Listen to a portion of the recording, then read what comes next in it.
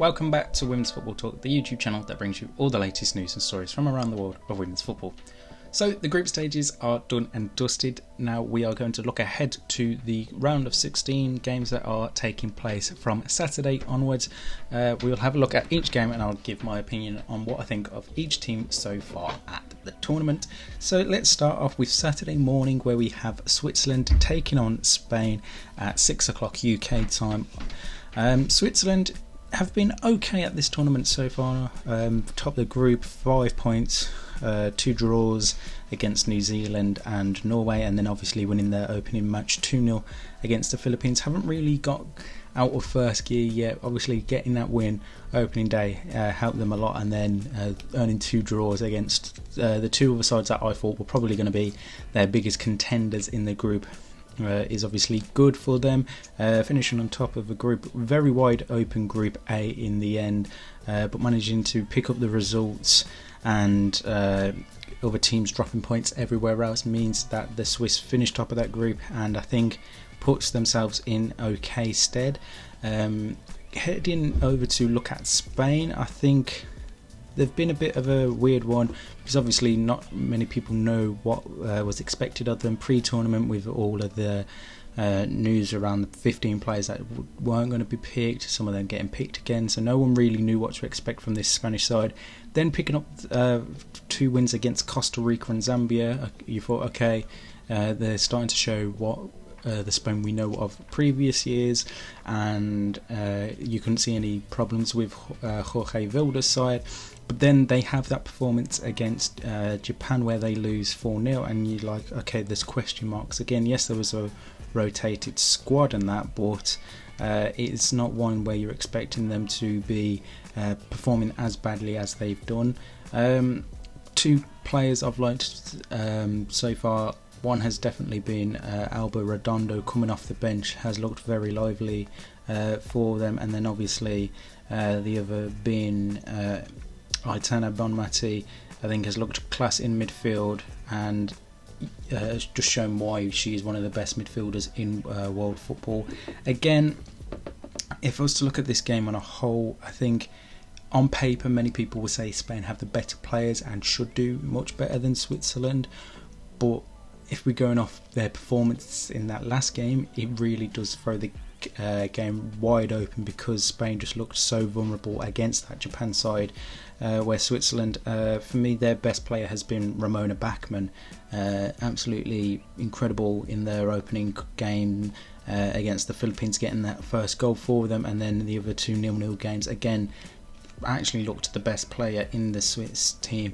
And then obviously you look at Leo Volti and Maria Gorcevic. So Switzerland have got some quality players in there, but I do think it will be a very tough ask for them, and that's why I've got Spain advancing.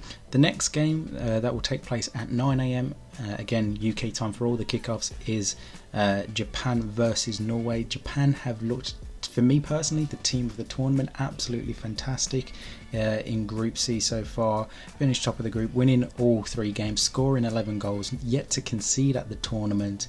They just look absolutely fantastic so far, and their key player Hinata Miyazawa in that midfield has just looked absolutely unbelievable. And then even in the last game or 2, Minami Tanaka again has looked absolutely fantastic for this Japan side.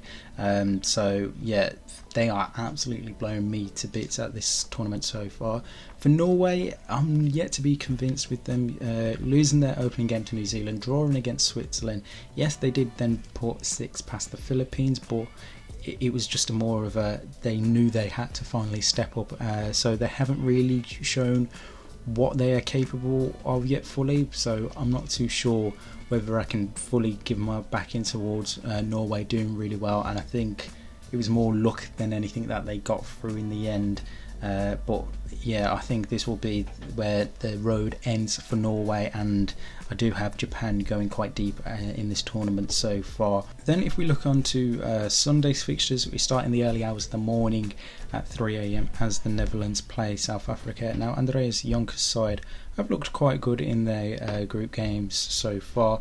getting a draw against the United States and then wins against Portugal, and a very comfortable 7-0 victory against Vietnam in their final match day, shows me there is a bit of signs there. I was a little questionable about how they've lined up in some of their games with a back three and only 2 recognised defenders in that back three. It left me with a lot of question marks as to whether the Netherlands can do it, but they've actually done really well so far.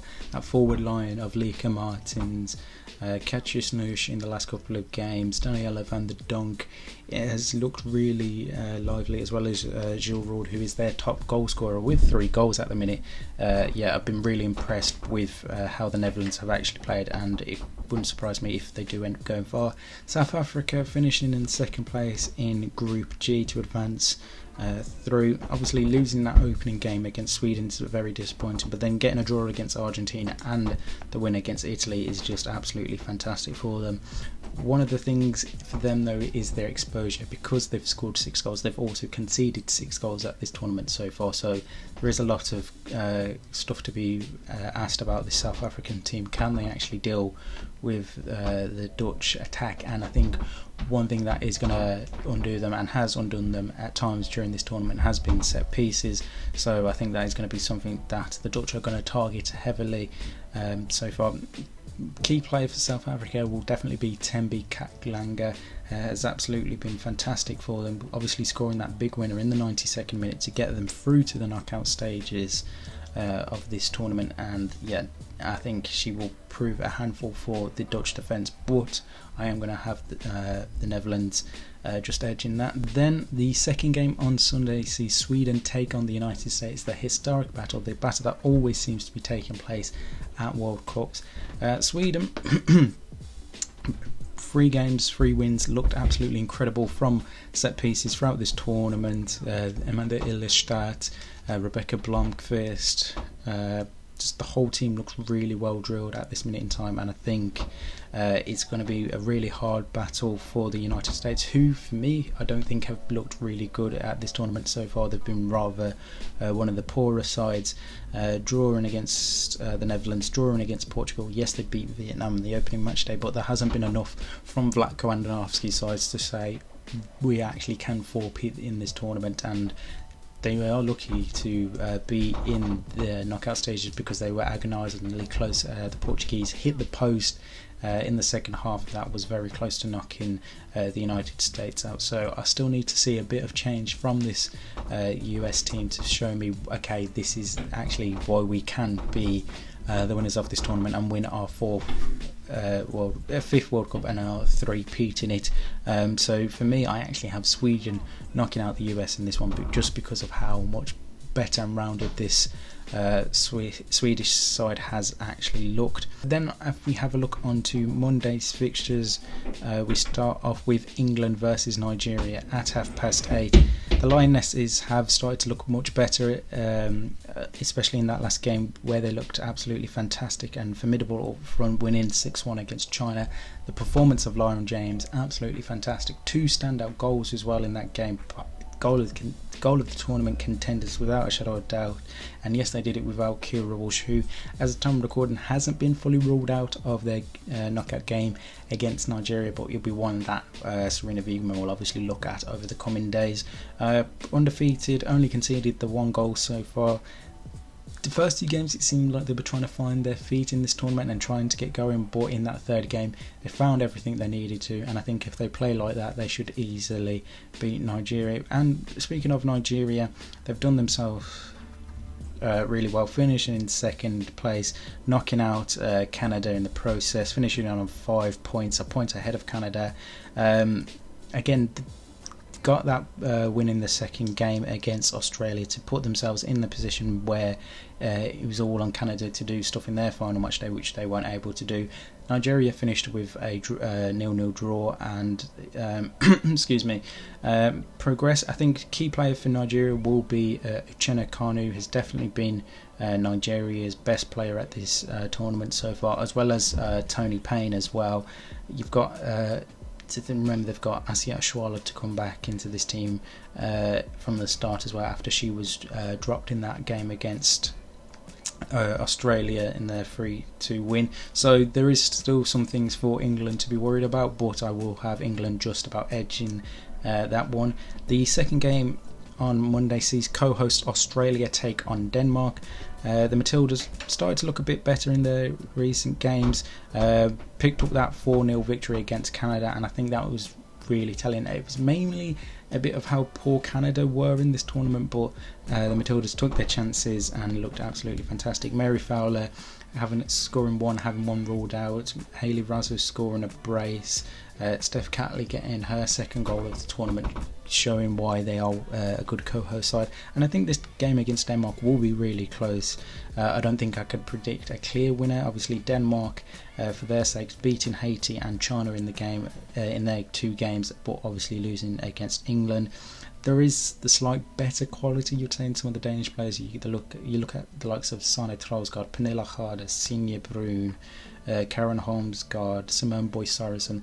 We obviously don't know the full fitness extent of Sam Kerr, whether she'll be fully available for this game. I would imagine so after missing the group stages, and that is just a credit to Tony Gustafsson's side, that the fact that Australia did this without Sam Kerr and getting through to the round of 16 just show how good this team is. So for that, I think I'm going to edge Denmark slightly in that one. And then the final 2 knockout games taking place. We start on Tuesday at 8 o'clock, where Colombia taking on Jamaica.